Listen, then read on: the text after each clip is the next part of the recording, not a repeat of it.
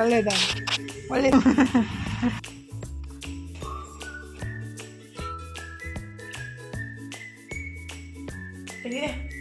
ಏನು ಚಟ್ನಿ ಇಲ್ಲ. पूज्याय राघवेन्द्राय सत्यधर्मरताय च भजतां कल्पवृक्षाय नमतां कामधेनुवे. ನಮಸ್ಕಾರ ಎಲ್ಲರಿಗೂ, ಬೆಳಗಿನ ಶುಭೋದಯ ರೀ. ಎಲ್ಲರೂ ಹೆಂಗದಿರಿ? ಆರಾಮದಿರೇನು? ನಾವು ಆರಾಮದೀವಿ ನೋಡ್ರಿ. ನೀವು ಎಲ್ಲರೂ ಆರಾಮದಿರಿ ಅಂತ ಅಂದ್ಕೊಂಡು ಇವತ್ತಿನ ಲಾಗ್ನ ಸ್ಟಾರ್ಟ್ ಮಾಡೋಣ ಬರ್ರಿ. ಇದು 2 ದಿವಸದಿಂದ ಲಾಗ್ ಆಗಿರೋದು ನೋಡ್ರಿ. ಶುಕ್ರವಾರ ಮತ್ತು ಶನಿವಾರದ ದಿನಾನ ಹೆಂಗಿತ್ತಂತ ನಿಮ್ಮ ಸಂಗಟ ಶೇರ್ ಮಾಡ್ಕೊತೀನಿ ರೀ. ಲಾಗ್ ಇಷ್ಟ ಆಗತ್ತಿದ್ರೆ ಲೈಕ್ ಮಾಡಿ, ಶೇರ್ ಮಾಡಿ, ಸಬ್ಸ್ಕ್ರೈಬ್ ಮಾಡ್ಕೊಂಡು ಸಪೋರ್ಟ್ ಮಾಡಿರಿ. ಭಾಳ ಜನ ನೋಡ್ತೀರಿ, ಲೈಕನ್ನು ಮಾಡೋಂಗಿಲ್ಲ. ನೋಡೋಣ ಈ ವಿಡಿಯೋಕ್ಕೆ ಎಷ್ಟು ಲೈಕ್ ಕೊಡ್ತೀರಿ ಅಂತೇಳಿ. ಇದು ಶುಕ್ರವಾರ ಬೆಳಗ್ಗೆ ನೋಡ್ರಿ. ಇವತ್ತು ಆ್ಯಕ್ಚುಲಿ 4 ಗಂಟೆಗೆ ಎದ್ದು ರೊಟ್ಟಿ ಮಾಡ್ಬೇಕಂತ ಅಂದ್ಕೊಂಡಿದ್ದೆ. ಆದರೆ ಹೇಳಕ್ಕೆ ಮನ್ಸು ಆಗಲಿಲ್ಲ. ಅಂದರೆ ಎಚ್ಚರ ಆಗ್ಬಿಟ್ರೂ 5 ಗಂಟೆ ತನಕ ಹೇಳಕ್ಕೆ ಮನ್ಸು ಆಗಲಿಲ್ಲ. ಮತ್ತು 5 ಗಂಟೆಗೆ ಎದ್ದು ಫ್ರೆಶ್ ಅಪ್ ಎಲ್ಲ ಆಗಿಬಿಟ್ಟು ಕೈಕಾಲು ಮುಖ ತಕ್ಕೊಂಡು ಈಗಿದ್ರೆ 5 ಗಂಟೆ ಆಗಿ 45 ನಿಮಿಷ ಬಂದೈತೆ ನೋಡ್ರಿ. ಇವಾಗ ಗ್ಯಾಸ್ ಕಟ್ಟಿ ಎಲ್ಲ ಒರೆಸಿ ಅರಿಶಿನ ಕುಂಕುಮ ಹಚ್ಚಿ ನಮಸ್ಕಾರ ಮಾಡಿಕೊಂಡು ಫಸ್ಟಿಗೆ ಇದ್ರೆ ಒಂದು ಗ್ಲಾಸ್ ಬಿಸಿನೀರು ಕುಡಿದ್ಬಿಟ್ಟು ರೊಟ್ಟಿ ಮಾಡೋಣ ಅಂತ ಅಂದ್ಕೊಂಡಿದ್ದೀನಿ ರೀ. ಅಂದರೆ ಫಸ್ಟಿಗೆ ರೊಟ್ಟಿ ಮಾಡಿಬಿಟ್ರೆ ಗ್ಯಾಸ್ ಸ್ಟೋವ್ ಆಗಲಿ ಗ್ಯಾಸ್ ಕಟ್ಟಿ ಆಗಲಿ ಎಲ್ಲ ಹೊಲಸಾಗಿರ್ತೈತಲ್ಲ, ಹಾಗಾಗಿ ಎಲ್ಲ ಕ್ಲೀನ್ ಮಾಡ್ಕೊಂಡ್ಬಿಟ್ಟು ಆಮೇಲೆ ಮತ್ತೆ ನಾಷ್ಟಕ್ಕೆ ರೆಡಿ ಮಾಡಿ ಕೊಡಾಕೆ ಬರುತ್ತಂತೇಳಿ 5 ಗಂಟೆಕನ್ನ ಎದ್ದು ರೊಟ್ಟಿ ಮಾಡ್ಬೇಕಂದ್ರೂ ಆಗಲೇ ಇಲ್ಲ. ಮತ್ತು 6 ಗಂಟೆಗೆ ರೊಟ್ಟಿ ಮಾಡೋಕ್ಕೆ ಸ್ಟಾರ್ಟ್ ಮಾಡಿದ್ದೀನಿ ನೋಡ್ರಿ. ಫಸ್ಟಿಗಿದ್ರೆ ಒಂದು ಗ್ಲಾಸ್ ಬಿಸಿನೀರನ್ನು ಕುಡಿಬೇಕಂತ ನೀರನ್ನು ಬಿಸಿ ಮಾಡಿ ಇಟ್ಟಿದ್ದೀನಿ. ಸ್ವಲ್ಪ ನಿಂಬೆಹಣ್ಣು ಮತ್ತು ಜೀರಿಗೆ ಮತ್ತು ಅಜ್ವೈನು ಮತ್ತು ಸೋಂಪು ಹಾಕಿ ಪುಡಿ ಮಾಡಿ ಇಟ್ಟಿದ್ದೆ. ಅದನ್ನು ಪುಡಿ ಹಾಕಿಬಿಟ್ಟು ಒಂದು ಗ್ಲಾಸ್ ಬಿಸಿನೀರು ಕುಡಿದ್ಬಿಟ್ಟು ಇನ್ನು ರೊಟ್ಟಿ ಕೆಲಸ ಸ್ಟಾರ್ಟ್ ಮಾಡಿದ್ದೀನಿ ನೋಡ್ರಿ. ಅಂದರೆ ಜೋಳದ ರೊಟ್ಟಿ ಒಂದು 20, ಸಜ್ಜಿ ರೊಟ್ಟಿ ಒಂದು 20 ಮಾಡಬೇಕಿತ್ತ. ಹಾಗಾಗಿ ಸ್ವಲ್ಪ ಟೈಮ್ನೂ ಜಾಸ್ತಿ ಹಿಡಿಯುತ್ತೆ ರೀ. ಅದಕ್ಕಾಗಿ ಬೆಳಗ್ಗೆನೇ ಎದ್ದು ರೊಟ್ಟಿ ಮಾಡಿಬಿಟ್ರೆ ಮತ್ತು ಬೇರೆ ಬೇರೆ ಕೆಲಸ ಅದಾವಂದ್ರೆ ಹೋಳ್ಗೆ ಮಾಡಬೇಕು, ಕರ್ಚಿಕಾಯಿ ಮಾಡಬೇಕು, ಚಕ್ಲಿ ಮಾಡಬೇಕು, 2 ರೀತಿ ಚೂಡ ಮಾಡಬೇಕು, ಇಷ್ಟೆಲ್ಲ ಮಾಡಬೇಕು. ಅದಕ್ಕಾಗಿ ರೊಟ್ಟಿ ಮಾಡೋದು ಒಂದು ಕೆಲಸ ಮುಗಿದ್ಬಿಟ್ಟಂದ್ರೆ ಅರ್ಧ ಕೆಲಸ ಮುಗ್ದಂಗೆ ರೀ. ರೊಟ್ಟಿ ಮಾಡೋಕ್ಕೆ ಸ್ವಲ್ಪ ಟೈಮ್ನೂ ಜಾಸ್ತಿ ತೊಗೊಳುತ್ತೆ. ಹಾಗಾಗಿ ಮತ್ತು ಫುಲ್ ರೊಟ್ಟಿ ಮಾಡೋ ಮುಂದಾಗಂತೂ ಫುಲ್ ಸೆಕೆ ಆಗ್ತಾ ಇರ್ತೈತಿ. ಅದಕ್ಕಾಗಿ ಜಳಕಕ್ಕಿಂತ ಮುಂಚೆನೇ ರೊಟ್ಟಿ ಎಲ್ಲ ಮಾಡಿ ಮುಗಿಸ್ಬಿಟ್ರೆ ನನಗೂ ಎಲ್ಲ ಕ್ಲೀನ್ ಮಾಡ್ಕೊಂಡು ಜಳಕ ಮಾಡಿ ನಾಷ್ಟ ಮಾಡೋಕ್ಕೆ ಫ್ರೆಶ್ ಅಂತ ಅನಿಸುತ್ತಲ್ರಿ. ಹಾಗಾಗಿ ಬೆಳಗ್ಗೆನೇ ಎದ್ದು ಆ್ಯಕ್ಚುಲಿ 4 ಗಂಟೆಗೆ ಎದ್ದು ಮಾಡಿಬಿಟ್ರೆ ಇನ್ನೂ ಬೆಸ್ಟ್ ಆಗ್ತಿತ್ತು. ಆದರೆ ಹೇಳಕ್ಕೆ ಮನಸ್ಸೇ ಆಗಲಿಲ್ಲ. ಹಾಗಾಗಿ 6 ಗಂಟೆಗೆ ರೊಟ್ಟಿ ಮಾಡೋಕ್ಕೆ ಸ್ಟಾರ್ಟ್ ಮಾಡಿದ್ದೀನಿ ನೋಡ್ರಿ. ಒಂದು 45 ರೊಟ್ಟಿ ಮಾಡೋಕ್ಕೆ 2 ತಾಸು ಒಂದು 20 ನಿಮಿಷ ಬೇಕಾಯಿತು. ಆದರೆ ನಾವು ಹಿಟ್ಟು ಕಲ್ಸಾಕನೇ ಒಂದು 10, 15, 20 ನಿಮಿಷ ಟೈಮ್ ಬೇಕಾಗುತ್ತೆ ರೀ. ಹಾಗಾಗಿ ಅಂದ್ರೆ ನೀರು ಬಿಸಿ ಮಾಡ್ಕೊಂಡು ಜಿಗಟ್ ಹಾಕಿ ಆಮೇಲೆ ಹಿಟ್ಟು ಕಲ್ಸಕ್ಕನ ಒಂದು 15-20 ನಿಮಿಷ ಟೈಮ್ ಬೇಕಾಗುತ್ತಲ್ಲ. ಹಾಗಾಗಿ ಮತ್ತೊಂದು ತಾಸು ಜಾಸ್ತಿನೇ ಟೈಮ್ ಬೇಕಾಗುತ್ತೆ. 2 ರೀತಿ ರೊಟ್ಟಿ ಮಾಡೋಣಂತ. ಫಸ್ಟಿಗಿದ್ರೆ ಜೋಳದ ರೊಟ್ಟಿ ಮಾಡಿಬಿಟ್ರೆ ಆಮೇಲೆ ಸಜ್ಜಿ ರೊಟ್ಟಿ ಮಾಡಕ್ಕೆ ಬರುತ್ತೆ. ಅಂದರೆ ಸಜ್ಜಿ ರೊಟ್ಟಿ ಮಾಡಿ ಜೋಳದ ರೊಟ್ಟಿ ಮಾಡಿಬಿಟ್ರೆ ಅದೇನು ಜೋಳದ ರೊಟ್ಟಿ ಒಳಗೆ ಸಜ್ಜಿ ಹಿಟ್ಟೆಲ್ಲ ಮಿಕ್ಸ್ ಆಗಿ ಕಪ್ ಅನಿಸುತ್ತಲ್ಲ. ಅದಕ್ಕಾಗಿ ಫಸ್ಟಿಗೆ ಜೋಳದ ರೊಟ್ಟಿ ಮಾಡಿ ಒಣಗಕ್ಕೆ ಹಾಕಿದ್ದೀನಿ ನೋಡ್ರಿ. ಅಂದರೆ ಕಡೆಗೆ ರೊಟ್ಟಿ ಮಾಡ್ಬೇಕಂದ್ರೆ ಅವು ಬೆನ್ಸಿ ಭಾಳ ತನಕ ಒಂದ್ರ ಮೇಲೆ ಒಂದು ಇಡಬಾರ್ದು ರೀ. ಹಂಗೆ ಆರಾಕಬೇಕು, ಆವಾಗ ಕಡಕ್ಕೆ ಆಗ್ತಾವೆ. ನನ್ನ ಮಗ ಇದ್ರೆ ಇವತ್ತು ಕ್ಯಾಂಪಿಗೆ ಹೋಗೋಕೆ ರೆಡಿ ಹಾಕತ್ತಿದ್ದಾರೆ. ನಾನಿದ್ರೆ ಈಗ ರೊಟ್ಟಿ ಮಾಡೋ ಬೀಜಿ ಒಳಗೆ ಇದ್ದೆ. ಅವನೇ ತನ್ನ ಬ್ಯಾಗೆಲ್ಲ ರೆಡಿ ಮಾಡಿಕೊಂಡು ಫೋಟೋ ಎಲ್ಲ ಏನೋ ತಕ್ಕೊಂತ ಕೂತಿದ್ದಾರೆ. ಅದು ತನೂ ವಿಡಿಯೋ ಮಾಡಿದ್ಲು. ಈಗ ಫೈನಲಿ 8 ಗಂಟೆ ಆಗಿ 25 ನಿಮಿಷನ ಆಗಿತ್ತು ಅನ್ಸುತ್ತೆ. ರೊಟ್ಟಿ ಮಾಡೋದು ಕಂಪ್ಲೀಟ್ ಆಯ್ತು ನೋಡ್ರಿ. ಲಾಸ್ಟಿಗೆ ಒಂದು 2-3 ದಪ್ಪನ ಮಾಡಿಬಿಟ್ಟಿದ್ದೀನಿ. ಅಂದರೆ ಲಾಸ್ಟಿಗಂತೂ ಒಂದು ದೊಡ್ಡ ದಿಪ್ಪ ರೊಟ್ಟಿ ಮಾಡಿಬಿಡ್ತೀನಿ ರೀ. ಅಂದರೆ ನಾಯಿಗೆ ಹಾಕಕ್ಕೆ ಬರುತ್ತಾ, ತೆಳ್ಳಗೆ ಹಾಕಿಬಿಟ್ರೆ ಅವು ಹೊಟ್ಟೆ ತುಂಬಂಗಿಲ್ಲಲ್ರಿ. ನಾನು ಯಾವಾಗಲೂ ರೊಟ್ಟಿ ಆಗಲಿ ಚಪಾತಿ ಆಗಲಿ ಮಾಡಿದಾಗ ಲಾಸ್ಟಿಗೆ ದಪ್ಪಗೆ ಮಾಡಿಬಿಟ್ಟು ಫಸ್ಟಿಗೆ ಅವಕ್ಕೆ ಹಾಕ್ಬಿಡ್ತೀನಿ. ಈಗಿದ್ರೆ ರೊಟ್ಟಿ ಎಲ್ಲ ಮಾಡಿದ್ಮೇಲೆ ಗ್ಯಾಸ್ ಕಟ್ಟಿ ಗ್ಯಾಸ್ ಸ್ಟೋವ್ ಹೆಂಗಾಗಿರ್ತೈತೆ ಅಂತೇಳಿ ನೋಡಿದ್ರಲ್ಲ, ಅದನ್ನ ಕ್ಲೀನ್ ಎಲ್ಲ ಮಾಡ್ಕೋಬೇಕಂದ್ರೆ ಅದನ್ನೂ ಒಂದು 10 ನಿಮಿಷ ಬೇಕಾಗುತ್ತೆ ರೀ.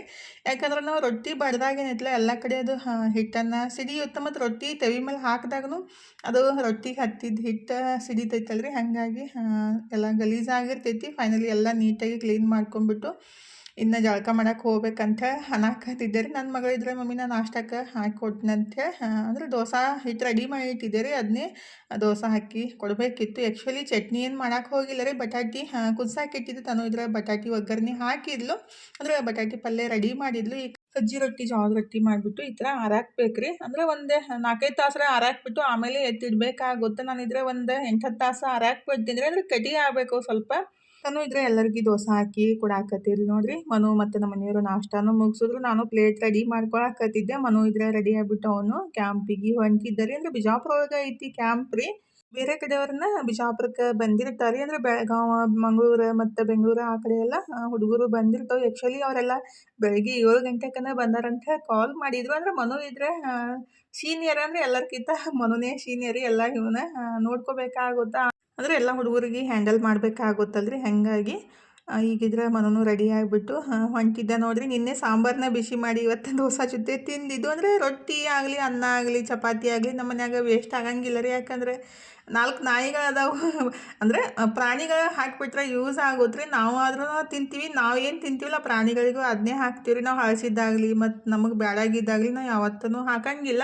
ಅಡುಗೆ ಮಾಡಿದಾಗ ಯಾರೂ ಊಟ ಮಾಡಿದ್ದಿಲ್ಲಲ್ರಿ. ಹಾಗಾಗಿ ರೊಟ್ಟಿ ಮತ್ತು ಅನ್ನ ಯೂಸ್ ಆಗ್ತೈತಿ. ಆದರೆ ಸಾಂಬಾರು ಪಲ್ಯ ಪ್ರಾಣಿಗಳಿಗೆ ಹಾಕೋಕ್ಕಾಗಂಗಿಲ್ಲಲ್ರಿ. ಹಾಗಾಗಿ ನಾವು ಅದನ್ನೇ ಬಿಸಿ ಮಾಡಿಬಿಟ್ಟು ಊಟ ಮಾಡೋದು.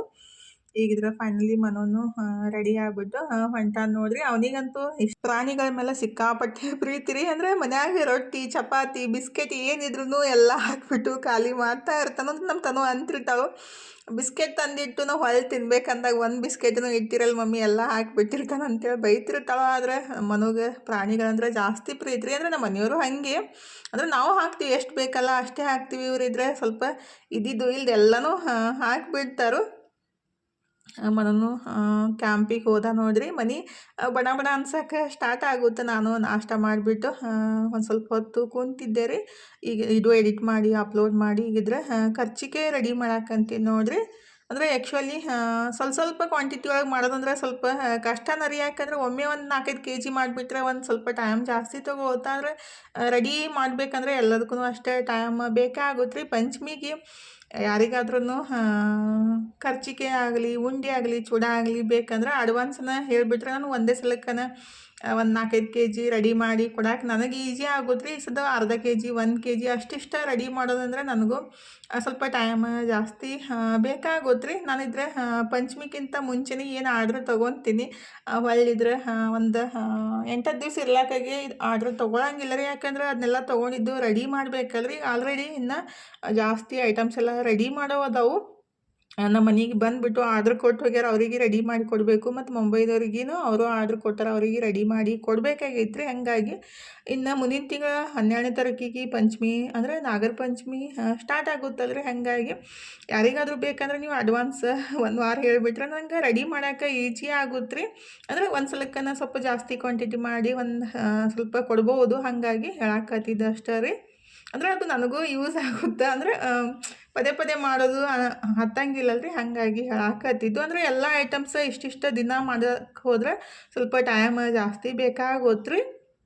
ಅಂದರೆ ಪಂಚಮಿ ಟೈಮ್ದಾಗ ಅಷ್ಟೇ ರೀ. ಯಾವಾಗಾದ್ರೂ ಫ್ರೀ ಇದ್ದಾಗ ಏನು ಅನ್ಸಂಗಿಲ್ಲ, ಸ್ವಲ್ಪ ಕ್ವಾಂಟಿಟಿ ಒಳಗೆ ಮಾಡಿ ಕೊಡ್ಬೋದು. ಆದರೆ ಪಂಚಮಿ ಟೈಮ್ದಾಗ ಎಲ್ಲರೂ ಕೆಳಕ್ಕೆ ಸ್ಟಾರ್ಟ್ ಮಾಡಿಬಿಡ್ತಾರಲ್ರಿ. ಹಾಗಾಗಿ ನನಗೂ ಅದು ಒಂದೇ ಸಲಕ್ಕನೇ ಇಷ್ಟಿಷ್ಟ ಮಾಡ್ಬೇಕಂದ್ರೆ ಆಗಂಗಿಲ್ಲ. ಇವತ್ತಿದ್ರೆ ನಾನು ಕರ್ಜಿಕಾಯಿ ಮತ್ತು ಬೆಳಗ್ಗೆನೇ 40 ರೊಟ್ಟಿ ಮಾಡಿ ಇಟ್ಟಿದ್ದೀನಿ. ಈಗಿದ್ರೆ ಕರ್ಜಿಕಾಯಿ ಅದನ್ನ ಲಟ್ಟಿಸಿ ತುಂಬಿ ಫ್ರೈ ಮಾಡಿ ಅದನ್ನ ಹೋಳ್ಗಿನೂ ರೆಡಿ ಮಾಡಾಕಂತೀನಿ ನೋಡ್ರಿ. ಎಲ್ಲ ಸ್ವಲ್ಪ ಕ್ವಾಂಟಿಟಿ ಒಳಗಿತ್ತು. ಅಂದರೆ ಅರ್ಧ kg 1 kg ಆ ಥರ ಇತ್ತು. ಎಲ್ಲನೂ ರೆಡಿ ಮಾಡಿ ಇಟ್ಟಿದ್ದೀನಿ. ಇನ್ನು ಚಕ್ಲಿ ಮತ್ತು ಕರ್ಜಿಕಾಯಿನೂ ಮಾಡಬೇಕು. ನಮ್ಮ ಮನೆಗಿದ್ರೆ ಹುಡ್ಕೋದವರು ಆರ್ಡ್ರ್ ಕೊಡಕ್ಕೆ ಬಂದಿದ್ರು. ಅಂದ್ರೆ ಬಿಜಾಪುರದವ್ರ ರೀ. ಕಾಲ್ ಮಾಡಿದ್ರು ಬರ್ತೀನಿ ಅಂಥೇಳಿ ಅಡ್ರೆಸ್ ಕೇಳಿಕೊಂಡು ಮನೆಗೆ ಬಂದು ಆರ್ಡ್ರ್ ಕೊಟ್ಟು ಹೋದ್ರು. ಅಂದ್ರೆ 23ನೇ ತಾರೀಕಿಗೆ ಅವರು ಟ್ರಿಪ್ಪಿಗೆ ಹೊಂಟಾರತ್ತ. ಹಾಗಾಗಿ ಸ್ವಲ್ಪ ಜಾಸ್ತಿ ಐಟಮ್ಸ್ ಎಲ್ಲ ಹೇಳಿಬಿಟ್ಟು ಹೋಗ್ಯಾರಿ. ಅಷ್ಟೋ ತನಕ ನಾನು ಅವನ್ನೆಲ್ಲ ರೆಡಿ ಮಾಡ್ಕೋಬೇಕು.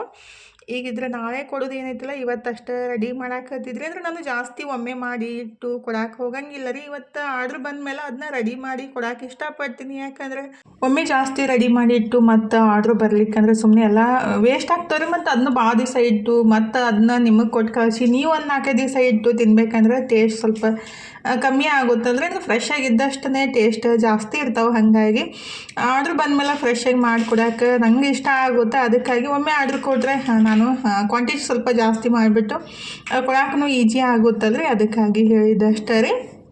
ಅಂದರೆ ನನಗೂ ಅದು ಯೂಸ್ ಆಗುತ್ತೆ. ಅಂದ್ರೆ ಪದೇ ಇಷ್ಟಿಷ್ಟ ಮಾಡೋಕ್ಕಿಂತ 1 kg ಮಾಡೋಕ್ಕೂ ಎಲ್ಲ ಹಿಟ್ಟು ರೆಡಿ ಮಾಡ್ಕೊಳ್ಳೇಬೇಕು ರೀ. ಇವತ್ತು 2-3 kg ಮಾಡೋಕ್ಕೂ ಹಿಟ್ಟೆಲ್ಲ ರೆಡಿ ಮಾಡ್ಕೊಳ್ಳೇಬೇಕು. ಆದರೆ ಅದನ್ನ ಚಕ್ಲಿ ಒತ್ತಿ ಸ್ವಲ್ಪ ಕರಿಯೋಕೆ ಟೈಮ್ ಅಷ್ಟೇ ಜಾಸ್ತಿ ಹೋಗೋದು. ಹಾಗಾಗಿ ಹೇಳಿದ್ದ ಅಷ್ಟೇ ರೀ. ಯಾಕಂದ್ರೆ ಪಂಚಮಿಗೆ ಜಾಸ್ತಿ ಆರ್ಡ್ರ್ ಬರ್ತಾವಲ್ಲ, ಅದಕ್ಕಾಗಿ ಮತ್ತು ಒಮ್ಮೆ ನೀವು ಆರ್ಡ್ರ್ ಕೊಟ್ಟಾಗ ಎಲ್ಲರಿಗೂ ಮಾಡಿ ಕೊಡಾಕನು ಆಗಂಗಿಲ್ಲ ರೀ, ಮತ್ತು ನಿಮಗೂ ಬೇಜಾರು ಅನ್ಸುತ್ತಲ್ಲ, ಅದಕ್ಕಾಗಿ ಹೇಳಾಕತ್ತಿದ್ದು. ಅಡ್ವಾನ್ಸ್ ಆರ್ಡ್ರ್ ಕೊಟ್ಬಿಟ್ರೆ ನನಗೂ ಅದು ಒಮ್ಮೆ ಮಾಡೋಕೆ ಈಜಿ ಆಗುತ್ತೆ ರೀ. ಇವತ್ತು ಸಜ್ಜಿ ರೊಟ್ಟಿ, ಜೋಳದ ರೊಟ್ಟಿ ಮತ್ತು ಚಕ್ಲಿ, 2 ರೀತಿ ಚೂಡ ಮತ್ತು ಕರ್ಜಿಕಾಯಿ ಇಷ್ಟೆಲ್ಲ ಮತ್ತು ಶೇಂಗಾದ ಹೋಳಿಗೆ ಇಷ್ಟೆಲ್ಲ ಮಾಡಿದ್ರಿ ಒಂದೇ ದಿವ್ಸನಾಗ. ಅಂದ್ರೆ ಸ್ವಲ್ಪ ಕ್ವಾಂಟಿಟಿ ಒಳಗಿತ್ತಲ್ಲ, ಹಂಗಾಗಿ ಜಲ್ದಿ ಎಲ್ಲ ಪಟ್ ಅಂತ ಬ್ಯಾಸ್ರು ಮಾಡ್ಕೋದನ್ನೇ ಮಾಡಿಬಿಟ್ರೆ ಎಲ್ಲ ಆಗ್ತಾವ್ರಿ. ಬ್ಯಾಸ್ರು ಮಾಡ್ಕೊಂಡ್ಬಿಟ್ರೆ ಕೆಲಸನೇ ಆಗಂಗಿಲ್ಲ. ಪೂಜ್ಯಾಯ ರಾಘವೇಂದ್ರಾಯ ಸತ್ಯಧರ್ಮರತಾಯ ಚ ಭಜತಾಂ ಕಲ್ಪವೃಕ್ಷಾಯ ನಮತಾಂ ಕಾಮಧೇನುವೇ. ಪೂಜ್ಯಾಯ ರಾಘವೇಂದ್ರಾಯ ಸತ್ಯಧರ್ಮರತಾಯ ಚ ಭಜತಾಂ ಕಲ್ಪವೃಕ್ಷಾಯ ನಮತಾಂ ಕಾಮಧೇನುವೇ. ಇದು ಶನಿವಾರದ ಲಾಗ್ ನೋಡ್ರಿ. 2 ದಿವಸಿನ ಲಾಗ್ ಐತೆ ಅಂತ ಹೇಳಿದ್ದೆ ಅಲ್ರಿ, ಶುಕ್ರವಾರ ಮತ್ತು ಶನಿವಾರದ ಲಾಗ್ ಅಂತ ಹೇಳಿದ್ದೆ ಅಲ್ರಿ. ಇದು ಶನಿವಾರ ಬೆಳಗ್ಗೆ ನೋಡ್ರಿ. ಎಲ್ಲ ಕೆಲಸ ಮುಗಿಸಿ ಜಳಕ ಮಾಡಿ ದೇವರಿಗೆ ನಮಸ್ಕಾರ ಮಾಡಕ್ಕಂತೀನಿ ಇವಾಗ ಲಾಗ್ ಸ್ಟಾರ್ಟ್ ಮಾಡಿದ್ದೆ. ಫಸ್ಟಿಗೆ ಇದ್ರೆ ಜಳಕ ಮುಗಿಸಿ ದೇವ್ರಿಗೆ ನಮಸ್ಕಾರ ಮಾಡಿಬಿಟ್ಟು ಇವತ್ತು ಹಾಗಲಕಾಯಿ ಜ್ಯೂಸ್ ಮಾಡಿ ಕುಡಿಯೋಣಂತ ರೆಡಿ ಮಾಡಕ್ಕಂತೀನಿ ನೋಡ್ರಿ.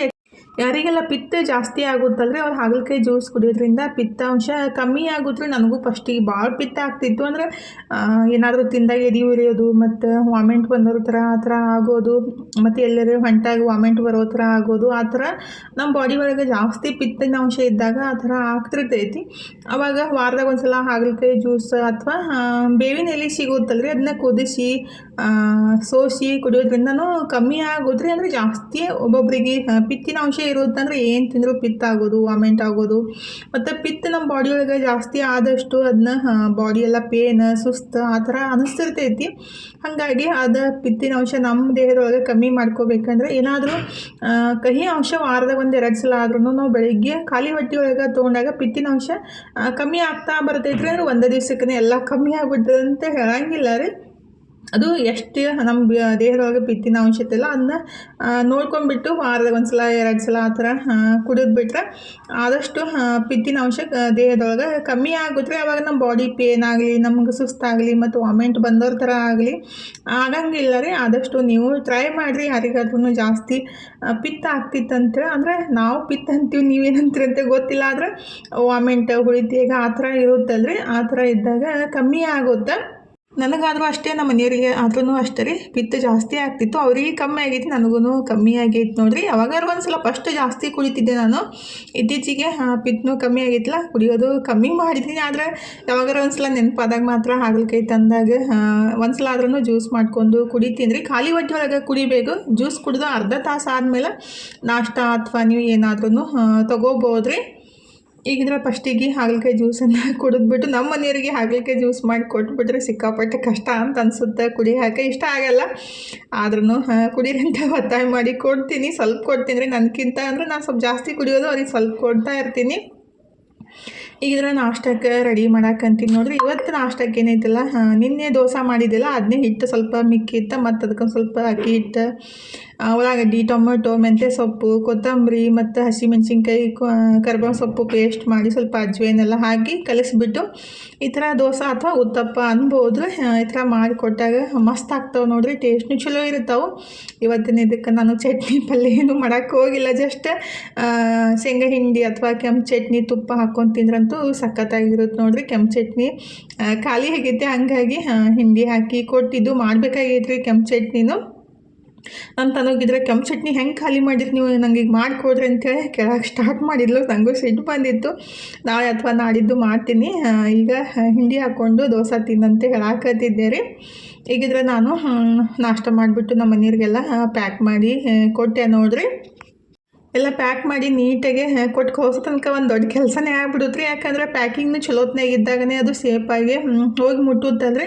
ಕೊರಿಯರ್ ಆಫೀಸ್ನಾಗಂತೂ ಗೊತ್ತೈತೆ ನಿಮಗೆ ಹೆಂಗೆ ಒಗ್ದಾಡ್ತಾರೆ ಅಂದರೆ ಸಿಕ್ಕಾಪಟ್ಟೆ ಒಗ್ದಾಡ್ತಾರೆ. ಅಂದರೆ ಇಲ್ಲಿ ನಿಂತ್ಬಿಟ್ಟು ಸೀದಾ ಅದು ಒಗೆದ್ಬಿಡ್ತಾರೋ, ಹಾಗಾಗಿ ನೀಟಾಗಿ ಪ್ಯಾಕ್ ಮಾಡಿ ಕೊಡಬೇಕಾಗುತ್ತೆ.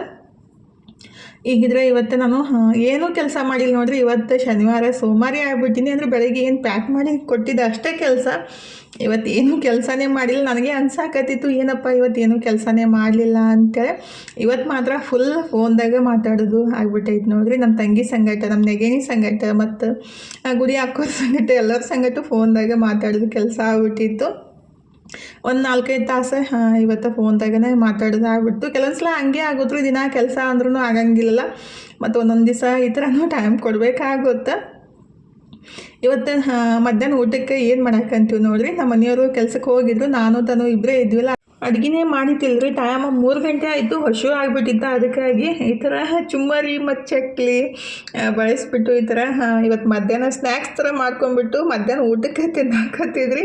ಅಡುಗೆ ಮಾಡೋಕ್ಕೆ ಆಗಲಿಲ್ಲ, ಹಾಗಾಗಿ ಅಡುಗೆ ಮಾಡೋಕ್ಕೆ ಮನಸ್ಸು ಇದ್ದಿತ್ತಿಲ್ಲ ಮತ್ತು ಲೇಟ್ನೂ ಆಗಿಬಿಟ್ಟಿತ್ತು, ಹೊಟ್ಟೆನೂ ಹಸ್ತಿತ್ತಂತ ನಾನೇನು ಮಾಡಿದೆ ಅಂದರೆ ಅಡುಗೆ ಮನೆಗೆ ಬಂದಕ್ಕೆ ಸ್ವಲ್ಪ ಚುಮ್ಮರಿ ಮತ್ತು ಸ್ವಲ್ಪ ಉಳಿದಿದ್ದು ಚಕ್ಲಿ ಎಲ್ಲ ಹಾಕಿಬಿಟ್ಟು ಉಳ್ಳಾಗಡ್ಡಿ, ಸೌತೆಕಾಯಿ, ಟೊಮೊಟೊ, ಕೊತ್ತಂಬರಿ ಎಲ್ಲ ಕಟ್ ಮಾಡಿ ಹಾಕಿಬಿಟ್ಟು ಸ್ವಲ್ಪ ನಿಂಬೆಹಣ್ಣು, ಉಪ್ಪು ಹಾಕಿ ಚಲೋತ್ನಾಗ ಮಿಕ್ಸ್ ಮಾಡಿಬಿಟ್ರೆ ಸ್ವಲ್ಪ ಹೊಟ್ಟೆನೂ ತುಂಬ್ತೈತ್ರಿ ಮತ್ತು ಸ್ವಲ್ಪ ಹೆಲ್ದಿಯಾಗಿ ಇರ್ತೈತೆ ಅಂತ ಒಂದು ಸೌತೆಕಾಯಿ, ಟೊಮೊಟೊ ಎಲ್ಲ ಹಾಕಿ ಮಿಕ್ಸ್ ಮಾಡಿ ನನಗೆ ರೆಡಿ ಮಾಡಾಕಂತೀನಿ ನೋಡಿರಿ.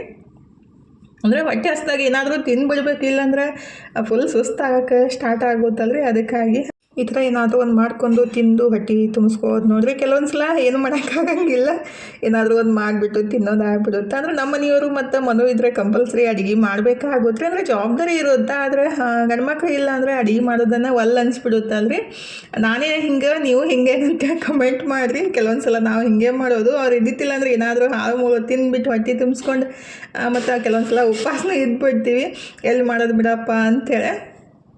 ಮಧ್ಯಾಹ್ನ ಇದ್ರೆ ಅದೇ ಚುಮ್ಮರಿ ತಿಂದ್ಬಿಟ್ಟು ಕೂತಿದ್ವಿ. ಇನ್ನು ಟೈಮ್ 7 ಗಂಟೆ ಆಗಿತ್ತು ನೋಡ್ರಿ. ಇನ್ನು ರಾತ್ರಿ ಊಟಕ್ಕೆ ಅಡುಗೆ ಮಾಡಬೇಕಿತ್ತು. ಇವತ್ತು ರಾತ್ರಿ ಊಟಕ್ಕೆ ಏನೈತಿಲ್ಲ, ಚಪಾತಿ ಮತ್ತು ಹೀರೆಕಾಯಿ ಪಲ್ಯ ರೀ. ನನ್ನ ಮಗಳಿದ್ರೆ ಪಾನಿಪುರಿ ಮಾಡ್ಕೊಂಡು ತಿಂದಿದ್ಲ, ಹಾಗಾಗಿ ನಾನು ಊಟ ಮಮ್ಮಿ ಅಂತ ಹೇಳಿಬಿಟ್ಲು. ಆದರೆ ನಮ್ಮ ಮನೆಯವರಿಗೆ ಚಪಾತಿ ಪಲ್ಯ ಮಾಡಿಕೊಡ್ಬೇಕಾಗಿತ್ತು ರೀ. ಆದರೆ ಹೀರೆಕಾಯಿ ಪಲ್ಯ ಮಾಡಿಬಿಟ್ರೆ ನೆಕ್ಸ್ಟ್ ಡೇ ತಿನ್ನೋಕೆ ಆಗಂಗಿಲ್ಲ ರೀ. ಅಂದರೆ ನಾನು ನಮ್ಮ ಮನೆಯವ್ರು ಇಬ್ಬರೇ ಇದ್ದೀವಲ್ಲ, ಅಷ್ಟೊಂದು ಖರ್ಚಾಗಂಗಿಲ್ಲ.